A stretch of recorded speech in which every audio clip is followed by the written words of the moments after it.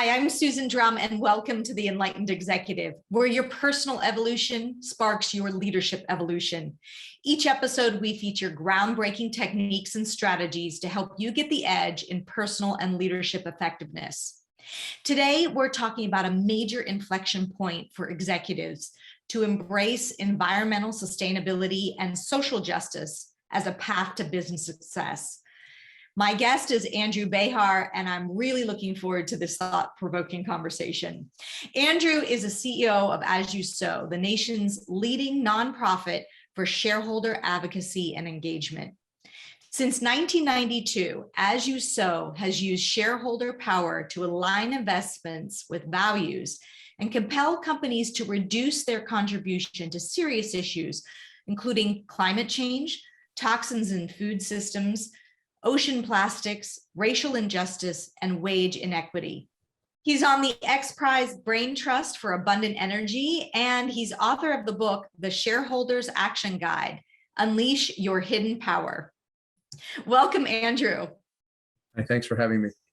So first, tell us a little bit about what is the mission of As You Sow? Because as I read the intro, it's quite a mission-driven organization, that's for sure.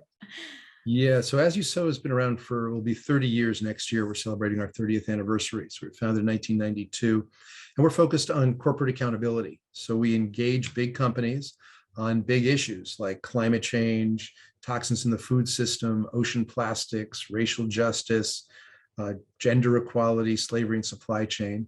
So we speak to the companies as shareholders. We represent shareholders, and we do a lot of data. We do a lot of research, and this year we published 9 original research reports.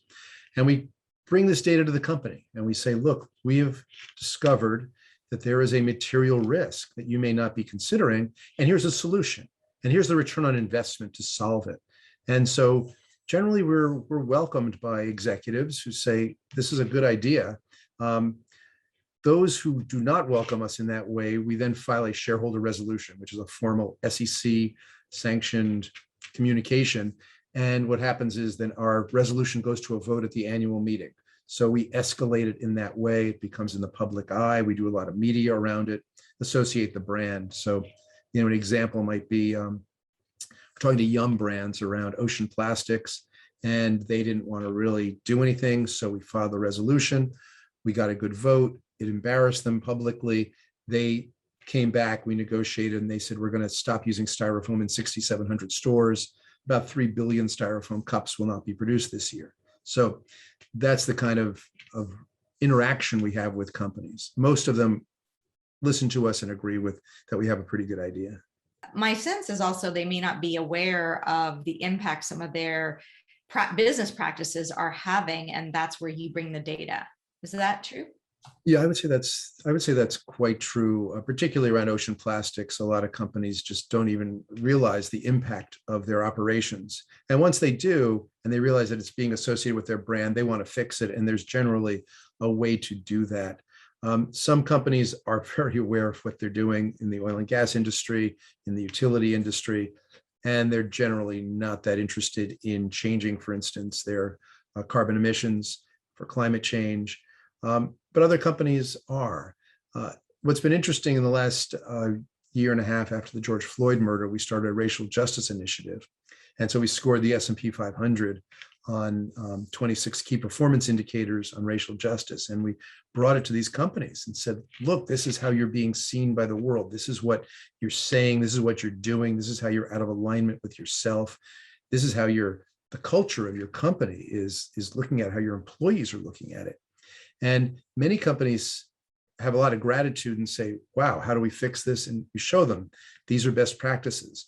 This is what other companies or direct competitors are doing. Yes. And then others just simply want to ignore it. So that's really a choice that management makes. And we often escalate it to the board as well. And we said, look, the board, you have oversight for this company. This is really a serious, important issue, as is diversity, equity, and inclusion. 3 years ago, we sent out a letter to 3,000 companies saying diversity, equity, and inclusion, the disclosure of this data is material. And we had about $2 trillion of assets of investors sign the letter. And then we started to engage companies. We engaged about 36 companies. And to this day, we're still pushing to just to try to get disclosure, just to know where we are.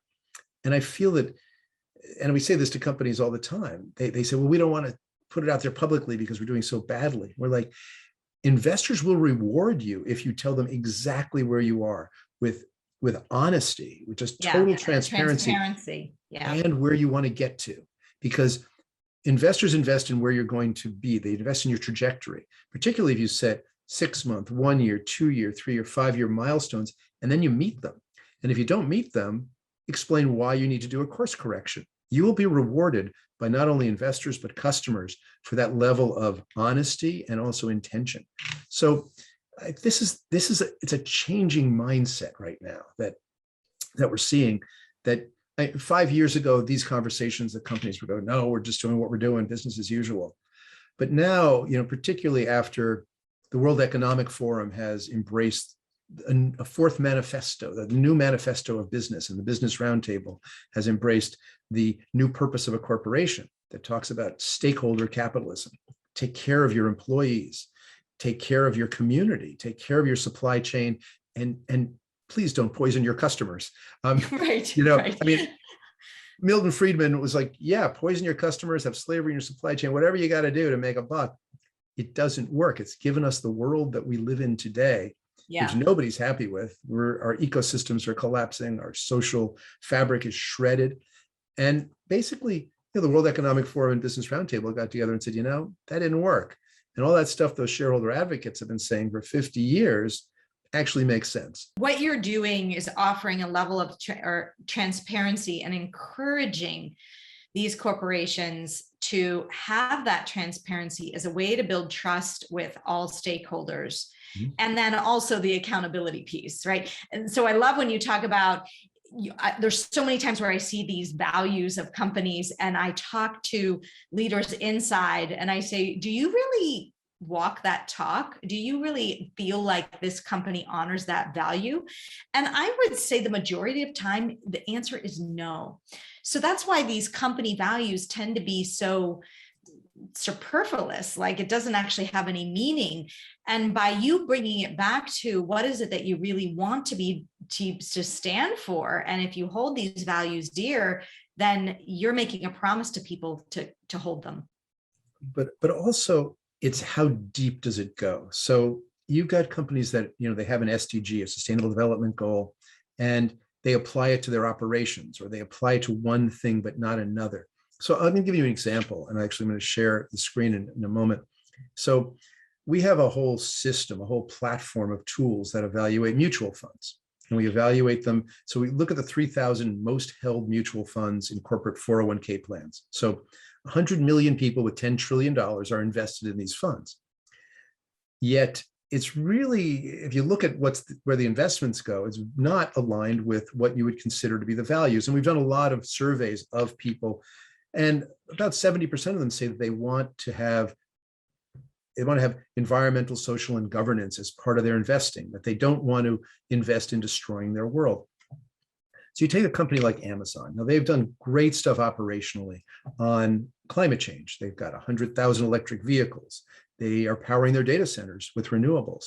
And yet, in their 401k plan, every Amazon employee owns companies that are burning down the Amazon. And so what we did is we decided we were going to talk to them about this. And so we sent a letter to management. So these ads are going to be in the social media feed of Amazon employees starting later this week.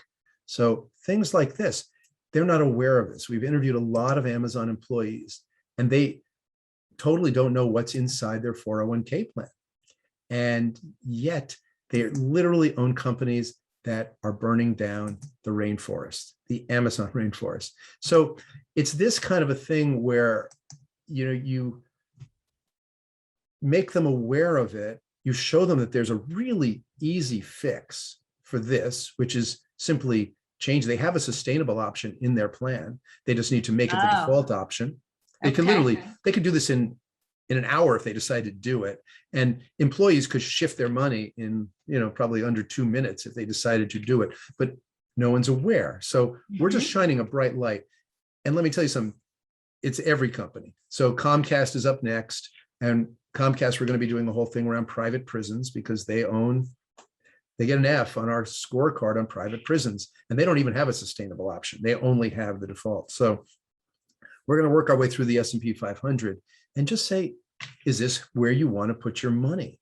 Mhm. And the answer we know is no. And the other thing is when you compare the returns, that the returns of the sustainable option are generally better. So you're also taking you're taking a financial hit for not doing that because you're invested in big oil, which is the worst performing sector. So this is a whole piece of transparency, is how deep do you go? And when you do it and you do it well, and you actually educate your employees about this, you create a culture where you retain the best and the brightest. Yes. As an executive, you know that is your number one cost of goods is your employees. When people leave, when you've got to recruit and train, it's the most expensive thing you've got. So maintaining that, attracting the best and the brightest, retaining them, that is how you're going to have a successful business, how you're going to be competitive. So this is really about business 101. Take care of your employees, Yes. number one thing. I mean, at the end of the day, it's a longer term focus than the short term of just profit. And we're in that game now. And so that's what I want to go back to. When I started, I said we're in a major inflection point for executives. Can you share more what you believe, why you believe that to be true, and what is that inflection point? Sure. So from where I sit, we engage a lot of companies. So this year, as you so engaged 161 companies on a range of issues that I mentioned. Now, of those, 75 welcomed us and said, great idea, let's go do it. 86 said no. And so we filed a shareholder resolution and we escalated that. And of those, about half we withdrew once we came to terms with them. So out of the 161, about a quarter of them went to a vote. We had a 43% average vote, 5 majority votes, including a 98% vote and 81% vote. But 1.6 trillion assets voted yes on as you sow resolutions. So 75% of the companies we engaged said, yeah, let's go do this. And that's what we're seeing more and more. And so when I say that these are executives are realizing this is to their own advantage, that this gives them a competitive lead. An example, I'll tell you a little story. So we sat down with the board of Kellogg. And now Kellogg and every food company has been spraying their wheat, oats, and beans for quite a few years with a chemical called glyphosate, also known as Roundup. It's a known carcinogen. And it is, so we went to them and we said, look, we think it's just a bad idea to be poisoning your customers, which is getting to that whole stakeholder capitalism thing. And their reaction was, why so? And we said, well, because there were lawsuits recently on glyphosate for people spritzing it in their backyard. And one had a $200 million settlement. One had a $400 million settlement. When people realizing that they're eating it in every bowl of their Special K, this is going to be bigger than tobacco. Like, this is going to put your company under. Or you can make a decision right now and say Kellogg food is safe to eat and be the only company out there to say it. And they said, oh, well, that's a no-brainer. And they signed a pledge to remove glyphosate from their entire supply chain. We're right now in year 2. They're working their way through it. And because they did that, now General Mills said, wait, we got to do something. And so they've declared regenerative agriculture. And then Pepsi said, oh, well, we're going to set aside 7 million acres for regenerative ag. And now Campbell's. So what we saw was a leadership from Kellogg's. They want to be the company that customers look to for leadership, and investors too. And that's what's going to happen. The companies who say, we're going to keep spraying poison on our food, they're going to be going out of business. They're going to be winding down because investors and customers are not going to want to be associated with them. We see this across every sector. There are leaders who are emerging and they're getting the signals from the investors. This is a good thing. They're getting overweighted in mutual funds. Customers are realizing it. Our racial justice scorecard that I mentioned, it's going to be turned into an app so that people can at point of purchase go, oh, Nikes or Adidas? Oh, wow, they only get a 7 on racial justice, and these guys get a 26. I'm going to go with those sneakers. And that's going to start to make buying decisions across the board as people become more and more aware. So again, transparency, good data leads to decisions, which leads to messages and signals sent to executives who can say, yeah, I want to be on that leadership side. I want to be part of the regenerative economy based on justice and sustainability, which is where we're heading. Well, so much of your work then is around the research, right? Because I never knew that Kellogg was spraying the Special K with, a carcinogen. Well, all their wheat, so it's wheat, oat, and beans. They weren't right. And so how are you doing that level of research in order to make people aware and bring the transparency? Because that to me sounds like the major goal of what you're focused on. Yeah, well, we do a lot of research. So we wrote our first report on called Roundup Revealed about 4 or 5 years ago. Then we followed up with what was it called? Pesticides in the Pantry, which went through all the foods that you're eating that have all these pesticides and which companies are doing it. And in the pesticides of the pantry, we actually ranked and rated all the food companies on about 30 key performance indicators on pesticide policy, pesticide use, how they're just all the runoff, what they do with water, all these different things. We're actually doing another version of it where we're going to do an update. So it's been 2 years. That one came out in 2019. So 2021, we'll have new data showing which companies have increased and have improved. And so we're doing that on ocean plastics. We're looking at 50 companies on 35 key performance indicators on ocean plastics. Again, we did that in 2019. We're doing it again this year to see how they've improved.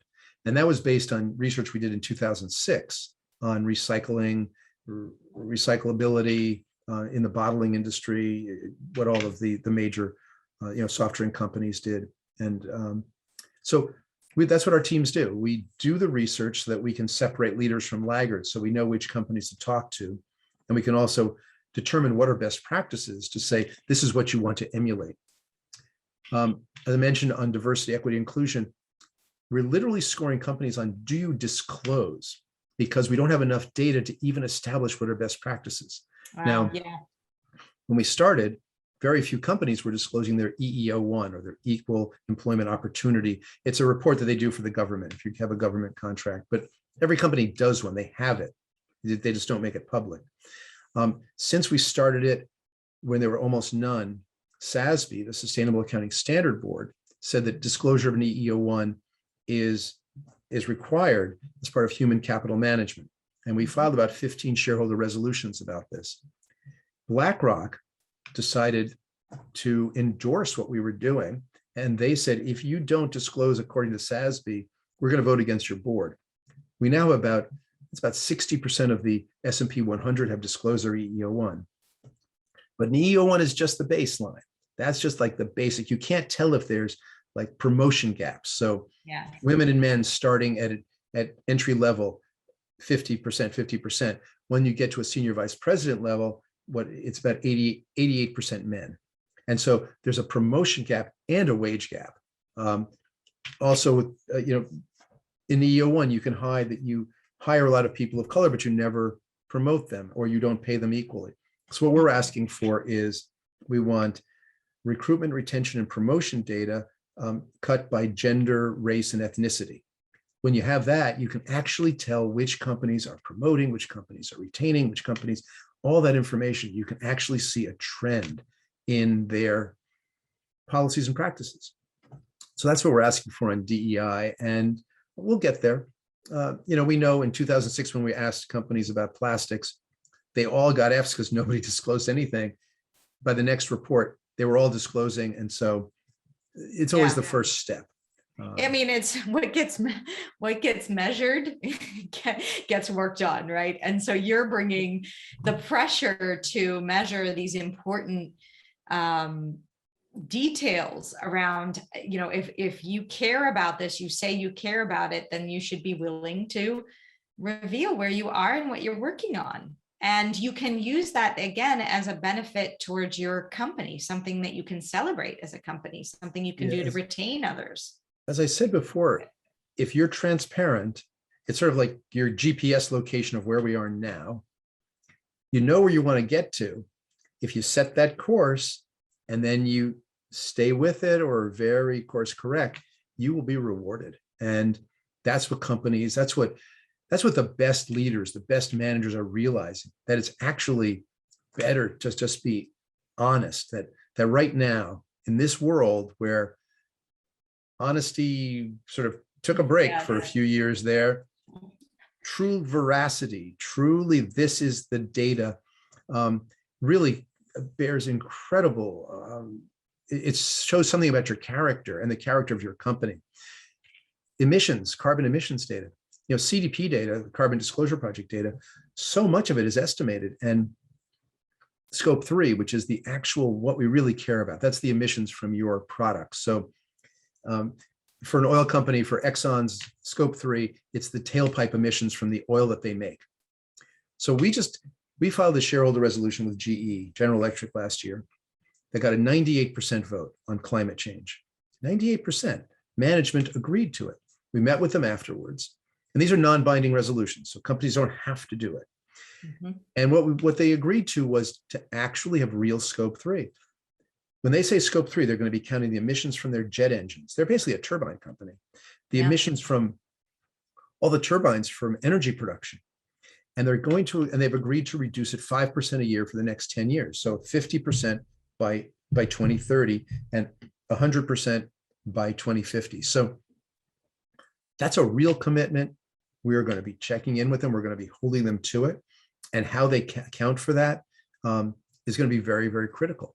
So we have an initiative called Say on Climate, which is asking every public company to put forth, to adopt a Paris compliant transition plan and to report against it every year. And this means net zero 2050, which, just so people understand, because a lot of people say 2050 is so far away, it's saying net 50% reduction of emissions by 2030, 5% a year for the next 10 years. Those are going to be the easier ones than the next 20 years, where it goes down to 2.5% a year, because you're going to have to really dig a lot deeper. So again, we're asking every company to do this. Right now, Unilever has done it voluntarily, S&P, Moody's, there's a bunch of companies in Europe. And we're not the only group working on this. There's a group in Australia, one in Asia, one in the EU, and then a group in Canada. And we're all looking at this and going, this is every company in the world needs to do this. If the countries are going to make their Paris numbers, the companies must do it too. And the companies who are stepping up, those are the leaders. Those are the ones that you want to invest in, because they're the ones who they are going to be the leaders and the ones who thrive in the future. So this is a really incredible opportunity, this moment in time, for corporate leaders to actually say, I want to be part of that. I want to be part of the future. Or because the other option is you're going to wind down. And we're going to see a lot of companies that say, we're going business as usual. We're going to keep in this extractive, destructive paradigm. Yeah. We're not going to be around. So what would you say? I'm sure you've had a lot of skeptics over the years. And even recently, when you get pushback on what you're trying to do, what is usually that argument and how do you counteract it? There really isn't an argument, I got to tell you, because we are showing, they can question the data. They can say, we see material risk. They say, well, we don't see the material risk. And so then we get into the data and they generally go, all right, you guys have done your homework. So that one's easy, because we don't show up to a meeting unless we have the data and we have a plan. Then looking at the plan, like, what's the ROI on the plan? Well, it's going to cost you more money to put in a waste treatment plant than to dump your manure into the river. But when you dump your manure or your toxins into the river, what's going to happen is there already is an algal outbreak that's going to get toxins into the local water supply, that's going to affect your employees and your customers. It's going to get a lawsuit that's going to taint your brand. It's going to cost you, millions of dollars to defend the lawsuit. And all the while, you're just going to be just funneling money into nothing. Or you could have floated a bond, you could have paid for the water treatment plant, and you'd be taking care of your community and your employees. So and make that tell me transparent what's and better. make that a So- selling point. So what they come back with is, I can't do it, and it's going to kill me in the short term. To which point we say, or I say, well, you know what? I've got your register of of investors sitting in front of me, and I'm looking through it, and looks like pension funds, looks like big asset managers, looks like people who hold stocks for like 30 years. I see maybe about 10% are short termers. So you're saying you're going to make all of your strategic decisions based on 10% of your ownership? Why not just tell those 10% to drop, sell your stock? The other people will buy it up. But their short term is a myth. It is complete mythology. I've Yes. looked at this, because Couldn't agree whenever we with you file a more. resolution, we reach out to all the investors to say, vote Yeah. for our resolution. We know who they are. And Mhm. I can tell you that, and I tell this to executives, I can tell you the people who actually own your stock really care about the long term. And so you should be making your, and You the need to boards, start, you're yeah. not doing your job if you're letting your executives make short-term decisions. Encourage them to be long-term. The job of the board is to set strategy and then incentivize the employee, the executives to get it done. Executives will get stuff done if they're going to get a bonus 100% of the time. And the board, you report to us, you report to the shareholders. So if you're not doing that, then we're going to have to replace you. And Yeah. look, I mean, look at what happened at Exxon this year. 7, well, right now, 5 new board members, but ultimately there'll be 7 new board members. I mean, That's pretty that extraordinary. that was thought to be impossible. And yet 10 years of shareholder frustration. I mean, we filed 21 resolutions at Exxon. There's been 118 resolutions over the last 10 years. And the company did nothing. There has been majority votes. They published a couple of defective reports, but like that frustration at the board for not directing their employees to do what they're supposed to be doing, not directing their, so that's what happened. What's one thing our listeners could do to help further the cause and be part of the solution? So I assume being executives are your listeners, I would say the sustainability goals that you set, make them comprehensive and holistic across the entire company, not just in the operations, not just in your supply chain, but go in the 401k plan, in your culture, because what you do is you create a sense of belonging for your employees, and your customers know it and your shareholders know it. And what it does is it creates attraction for your company for investment, for customers, and it retains your employees. So what we find is that it's fragmented. When we go into companies, we're doing SDG, whatever on food. Okay, we're having a 5K run to feed the homeless this weekend. That's it. They're done. They've checked the box. Yeah. No. It's like, if you're going to actually adopt that sustainable development goal, then go deep, like look in your whole supply chain and change the way that they treat their employees. Look at your employees and see if there's food instability there. Like really focus but be holistic and comprehensive. And it goes a long way for people just to perceive management as actually being thoughtful and actually thinking the whole thing through. So that would be my piece of advice.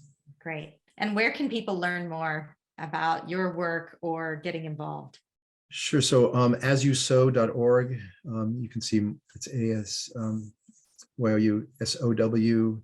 The website's a very action-oriented website. If you click on resolutions, we have a tracker of all the 75 or so resolutions, and you can see back 10 years.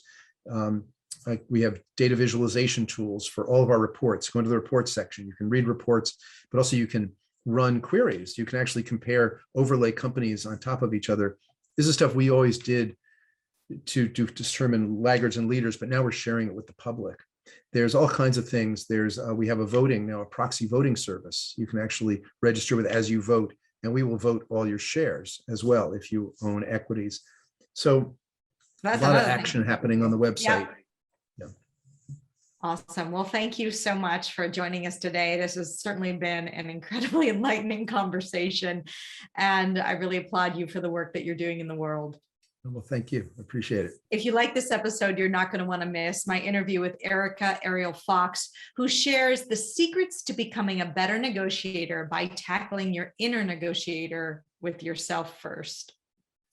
Hope you enjoyed today's episode, and I'd like to point you to the next important step. Hit the subscribe button and the bell to get notified when we release new content. I'll see you on the next episode of The Enlightened Executive.